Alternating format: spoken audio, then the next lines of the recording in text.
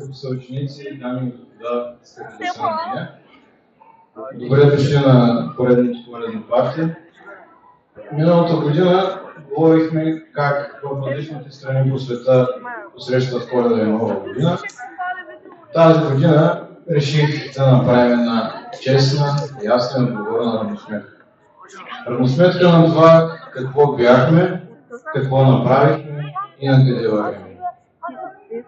Когато започнахме с организирането на нашите тържества и инициативи, целта ни не беше просто да има още едно събитие в календара, а целта беше обединение. Обединението между ученици и учители, между училището и града, или обединението на цялото общество.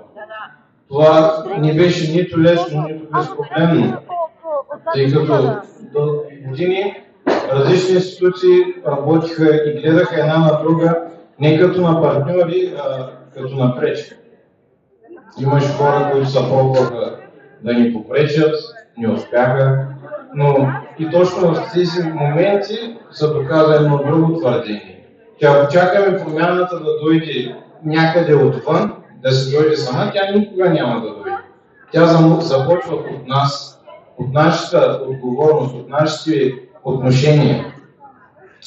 И разбира се, само с критикуването на околните няма как да напреднем. Трябва да се обърнем навътре към нас. В случая училището. Например, училището преди беше, не е лъжа, че беше трудно до легарно положение, но днеска можем да видим, че първата крачка към развитието е направена. Разбира се, развитието няма да бъде изведнъж. Тя ще бъде постепенно, лека по лека, стъпка по стъпка.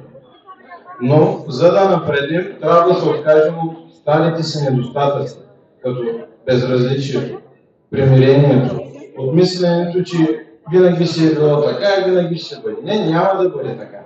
И благодарение на това вътрешно усилие, което положихте всички вие, учениците и учителите, реалните резултати от нашите събития не закъсняха. От реалните резултати не визирам перфектно съществените ни събития, а коледните кампании, които последваха. Защото има хора, за които празниците не носят работа. Има родители, за които не е слабост, че нямат средства, а че не могат да дадат на детето си чувството за празник. И в този контекст ОДК Балчик организираха благотворителна кампания, с която достигнаха до доста деца в нужда, ако не се лъжа, ги подкрепиха с играчки и дрехи.